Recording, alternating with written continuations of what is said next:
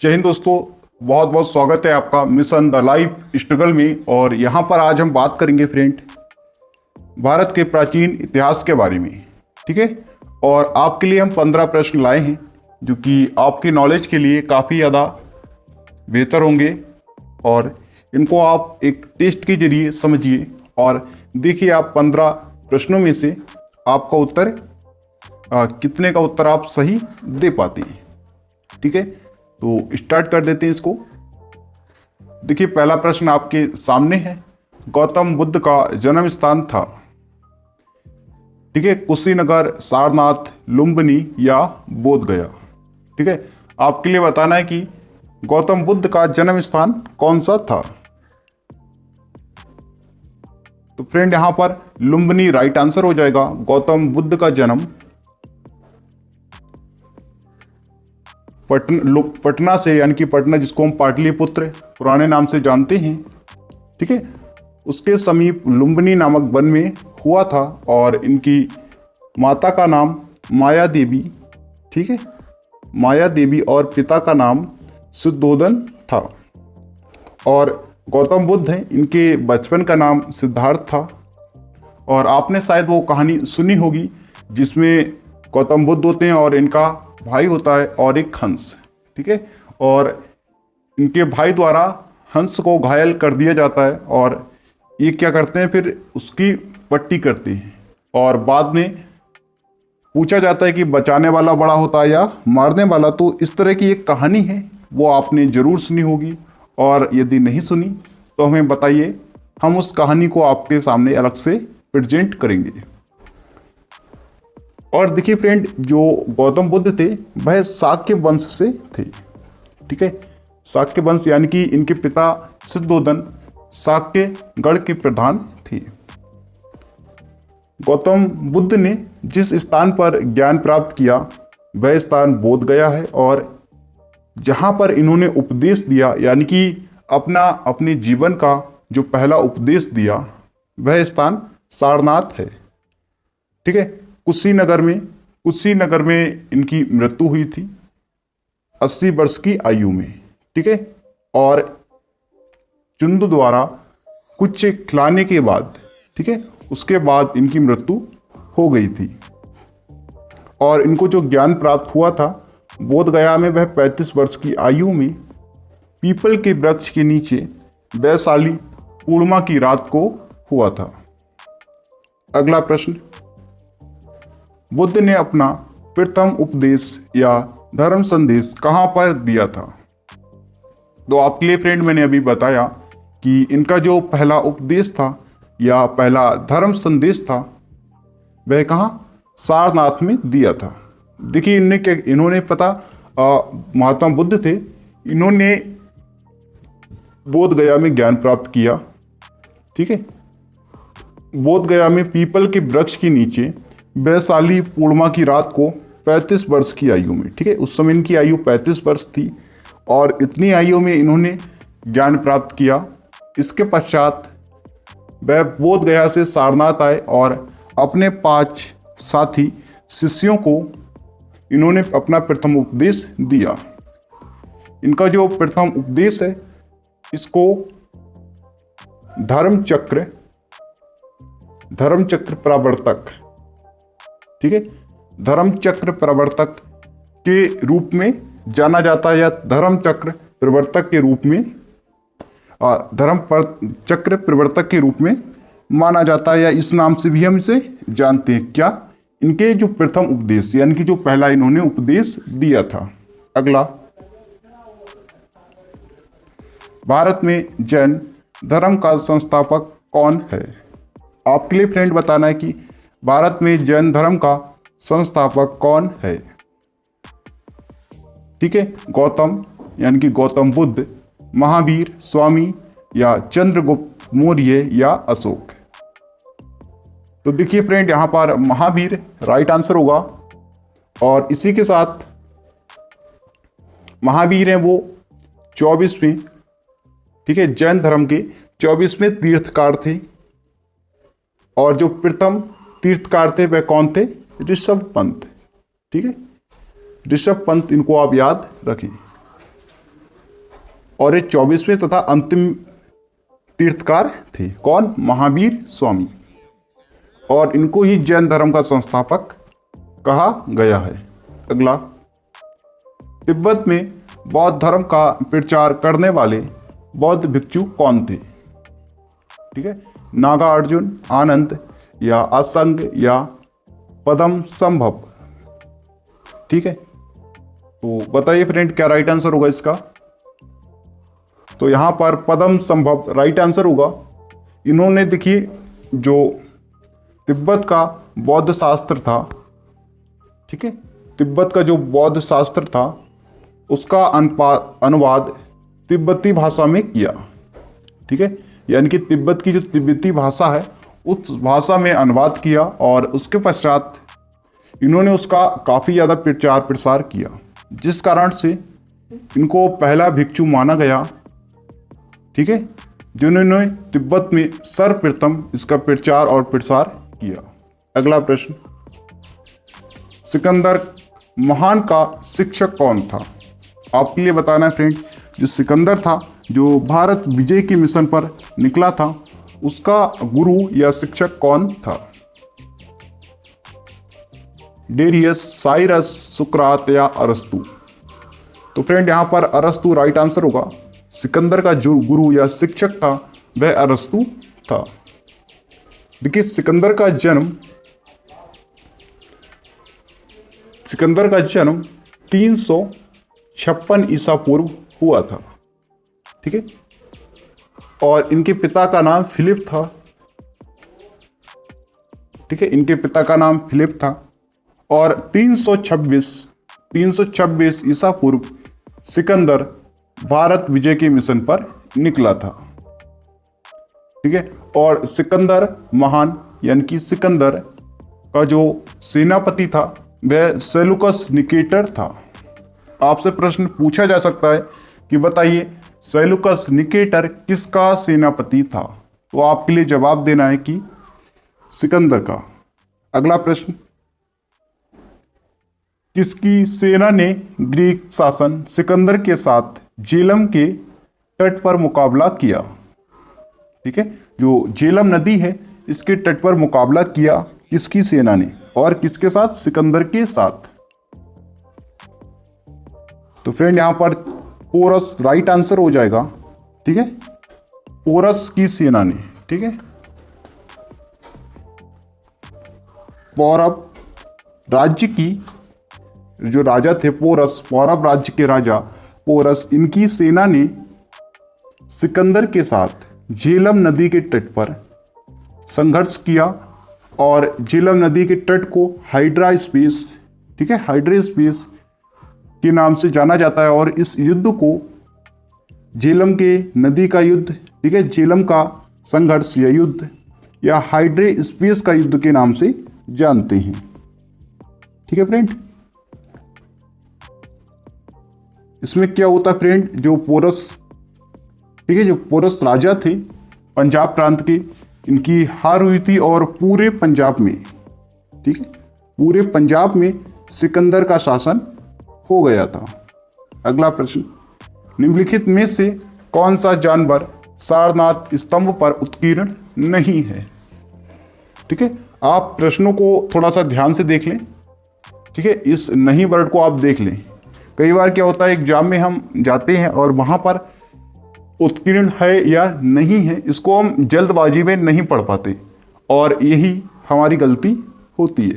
तो आपके लिए बताना है फ्रेंड कि वहां पर कौन सा जानवर उत्कीर्ण नहीं है। उत्कीर्ण का मतलब क्या होता है कि जो डिजाइन काटते हैं मिट्टी की, ठीक है, डिजाइन बनाते हैं ऊपर से, यानी कि लिखा हुआ नहीं, उनको काट कर पत्थर के द्वारा या पत्थर से काट कर जो डिजाइन बनाई हुई है, ठीक है, इन जानवरों की, तो इनमें से कौन से जानवर की वहां पर आकृति नहीं है?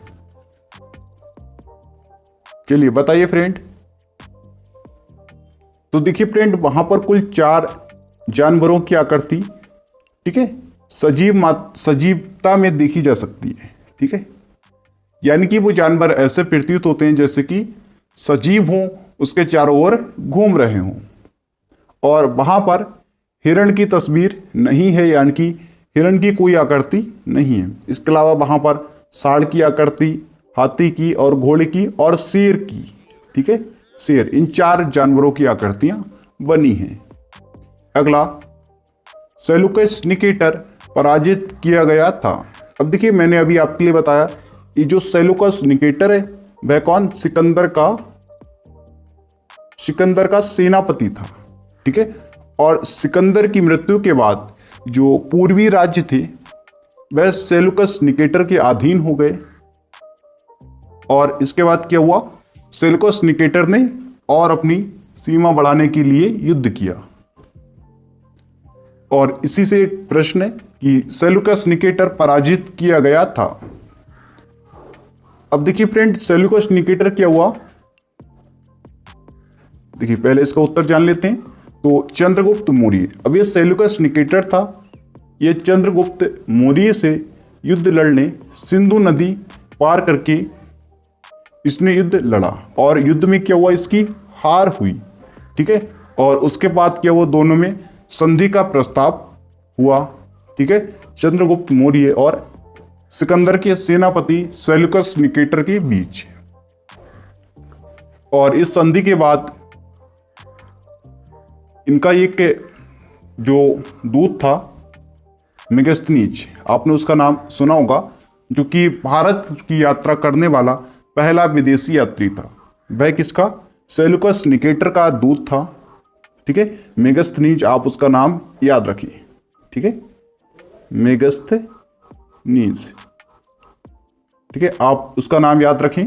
और सेलुकस निकेटर की पराजय के बाद इसको दूत बनाकर चंद्रगुप्त के यहाँ भेजा गया और वहाँ पर इसने काफ़ी समय बिताया, ठीक है, बहुत दिनों तक वहाँ पर रहा।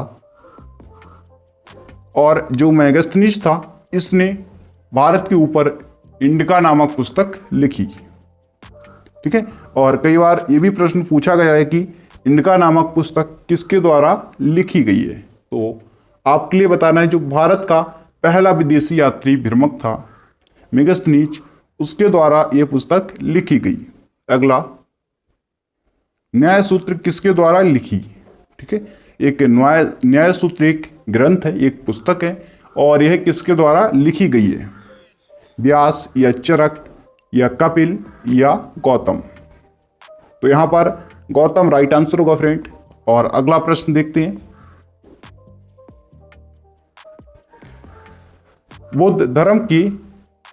बुद्ध धर्म और संघ मिलकर कहलाते हैं, ठीक है। यहां पर देखिए 3 चीजें हैं, बुद्ध, धर्म और संघ, ये तीनों मिलकर क्या कहलाते हैं आपके लिए बताना है। त्रिरत्न, त्रिवर्ग या त्रिसर्ग या त्रिमूर्ति, ठीक है। ये तीनों चीजें बौद्ध धर्म से संबंधित हैं और ये तीनों मिलकर क्या कहलाते हैं आपके लिए जवाब देना है। तो फ्रेंड यहां पर त्रिरत्न राइट आंसर होगा। अब देखिए अगला प्रश्न, प्रथम बौद्ध परिषद कहां आयोजित की गई, ठीक है, आपके लिए बताना है प्रथम बौद्ध परिषद कहां आयोजित की गई, वैशाली, कश्मीर, राजगृह या पाटलिपुत्र।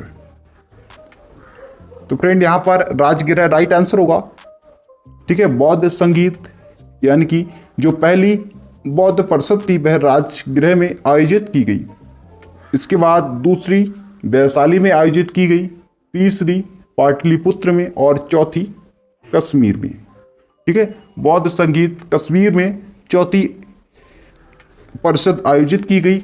और यहाँ पर क्या हुआ, यहाँ के जो अनुयायी थे, ठीक है, धर्म स्वावलंबी, तो इन पर क्या हुआ, आपसी मतभेद के कारण ये 2 भागों में विभाजित हो गए, एक हीनयान और एक महायान, ठीक है, हीनयान और महायान, ठीक है। जो महायान की शाखा है इसमें क्या हुआ, गौतम बुद्ध की शिक्षा के विषय में बताया गया, जो कि बौद्ध का एक ग्रंथ है, ठीक है, त्रिपिटक, ठीक है, जो कि त्रि मतलब 3 और पिटक का मतलब पीटियां, यानी कि 3 पेटियां, और कौन कौन सी? विनय पिटक, ठीक है, अभिधम्म पिटक और सुत्त पिटक, इन तीनों का संग्रह है। और इस संग्रह में, ठीक है, जो 2 भाग थे, हीनयान और महायान, तो महायान की शाखा है जिसमें बौद्ध की शिक्षा का वर्णन किया गया, इसको संस्कृत भाषा में दर्शाया गया है। बाकी पूरा जो त्रिपिटक ग्रंथ है इसको पाली भाषा में लिखा गया है, ठीक है। और जो बौद्ध के समय की प्रमुख भाषा थी, यानी कि अपने इन्होंने उपदेश दिए थे जितने भी बौद्ध ने, ठीक है, महात्मा बुद्ध ने, तो वह भाषा कौन सी थी? वह पाली भाषा थी, ठीक है। आप याद रखें, पाली भाषा, ठीक है। और त्रिपिटक ग्रंथ है, इसके 3 भागों का यह संग्रह है। और इस संग्रह की जो हीनयान और दूसरी महायान, तो महायान शाखा जिसमें बौद्ध के शिक्षा के संबंधित, ठीक है, टॉपिक को कवर किया गया है। और इस टॉपिक की जो भाषा है वह क्या है? संस्कृत है, ठीक है। और बाकी पूरा ग्रंथ पाली भाषा में लिखित है, इसको आप याद रखें। और बौद्ध ने अपने उपदेश दिए वो भी पाली भाषा में दिए थे। अगला प्रश्न, चंद्रगुप्त मौर्य का प्रसिद्ध गुरु चाणक्य निम्नलिखित में से किस विद्या केंद्र से संबंधित था? बहुत ही अच्छा प्रश्न है फ्रेंड, और इसका आप उत्तर जरूर दीजिए, ठीक है। जो चंद्रगुप्त के गुरु थे चाणक्य, वह किस विद्या केंद्र से संबंधित थे? तो यहां पर तक्षशिला राइट आंसर होगा, ठीक है। और तक्षशिला के प्रमुख यानी कि उच्च शिक्षकों में से एक चाणक्य थे। और चंद्रगुप्त मौर्य की जो सैनिक शिक्षा थी वह तक्षशिला से हुई थी, ठीक है। और तक्षशिला की अगर बात करें फ्रेंड, तो वर्तमान में यह पाकिस्तान के रावलपिंडी जिले में स्थित है, ठीक है। पाकिस्तान के रावलपिंडी जिले में स्थित है। और 500 से 600 ईसा पूर्व यह क्या समृद्धि के शिखर पर था, यानी कि इसकी रफ्तार बहुत ज़्यादा तेज थी। यहाँ पर दुनिया भर के जैसे चीन, बेबीलोन, सीरिया, यूनान, कई देशों के विद्यार्थी यहाँ पर पढ़ने आते थे। और उस समय 10,500 यहाँ पर छात्र थे। और प्रवेश की जो आयु थी तक्षशिला विद्यालय में 16 वर्ष थी, ठीक है। और कुल 68 विषयों की यहाँ पर शिक्षा दी जाती थी, ठीक है फ्रेंड। और नालंदा विश्वविद्यालय की बात करें फ्रेंड, तो यह विश्वविद्यालय बिहार की राजधानी पटना से 40 किलोमीटर दूर बड़गांव में स्थित है। और यह बौद्ध की शिक्षा का प्रमुख केंद्र था, यानी कि बौद्धकालीन यह एक प्रमुख विद्यालय था। विक्रमशिला विश्वविद्यालय, ठीक है। और इस विद्यालय की स्थापना धर्मपाल द्वारा की गई। और 1200 ईस्वी में इसको बख्तियार बिन खिलजी के द्वारा नष्ट करवा दिया। अगला प्रश्न, उस राज्य का नाम बताइए जिसने पहली बार युद्ध में हाथियों का इस्तेमाल किया। तो फ्रेंड, कौशल, मगध, चंपा या अवंती, आपके लिए उस राज्य का नाम बताना है जिसने पहली बार युद्ध में हाथियों का प्रयोग किया। तो यहाँ पर मगध राइट आंसर होगा फ्रेंड। और प्लूटार्क के अनुसार जो मगध वंश है, ठीक है, इसमें नंद की सेना के पास नंद वंश है, इसकी सेना के पास 6000 हाथी थे, किसके? प्लूटार्क के अनुसार। और चंद्रगुप्त मौर्य की सेना में 9000 हाथी थे। और ये किसने बताया? ये मेगस्थनीज ने अपनी पुस्तक इंडिका में वर्णित किया है, ठीक है। और नंदवंश थे, ठीक है। जब सिकंदर भारत विजय के अभियान पर 326 ईसा पूर्व में निकला था, तब नंदवंश ने अपने 6000 हाथियों को सामने रखा ताकि वह सेना को आगे बढ़ने से रोक सके। अगला प्रश्न, चंद्रगुप्त मौर्य के दरबार में भेजा गया यूनानी राजदूत कौन था? देखिए फ्रेंड, यहाँ पर जो प्रश्न था वो नहीं है, डायरेक्ट आपके लिए उत्तर प्रदर्शित कर दिया गया, मेगास्थनीज। ठीक है, सेल्यूकस निकेटर, ठीक है, इसका सेनापति था। और सेल्यूकस निकेटर किसका था? वो सिकंदर का सेनापति था और ये इसका दूत था। ठीक है, सेनापति नहीं, इसका दूत था। अगला प्रश्न, स्तूप शब्द गौतम बुद्ध के जीवन की किस घटना से संबंधित है? आपके लिए बताना, जो स्तूप शब्द है वह गौतम बुद्ध की किस घटना से संबंधित है? मृत्यु या प्रथम उपदेश, जन्म या गृह त्याग? तो फ्रेंड यहाँ पर मृत्यु राइट आंसर होगा। स्तूप शब्द मृत्यु से संबंधित है। ठीक है, और कमल तथा साड़, ठीक है, कमल तथा साड़ आपके जन्म से संबंधित है। घोड़ा, ठीक है, घोड़ा आपका त्याग से संबंधित है। ठीक है, कमल और साड़ ये जन्म से संबंधित है। ठीक है, घोड़ा आपका त्याग से संबंधित है। और बौद्ध की जो मृत्यु है उसे महापरिहार निवाड़ कहा गया। ठीक है, गौतम बुद्ध की मृत्यु को महापरिहार कहा गया। और बुद्ध का अर्थ, जो बुद्ध है इसका अर्थ ज्ञान से होता है। ओके फ्रेंड, तो आज की वीडियो में बस इतना ही। और आपके लिए एक होमवर्क का प्रश्न है, आप इसको सॉल्व कीजिए। ठीक है, प्रयास कीजिए अपनी किताबों के माध्यम से इसको सॉल्व करने का, पढ़िए। ठीक है, इतिहास को और समझिए इस सवाल को। ठीक है, और इस वीडियो में भी हमने आपके लिए इस सवाल का उत्तर दिया है। आपने अगर वीडियो को अच्छे से देखा तो आप इस सवाल का उत्तर दे सकते हैं। फिलहाल तो इस सवाल का उत्तर हमें कमेंट बॉक्स में आपके द्वारा चाहिए।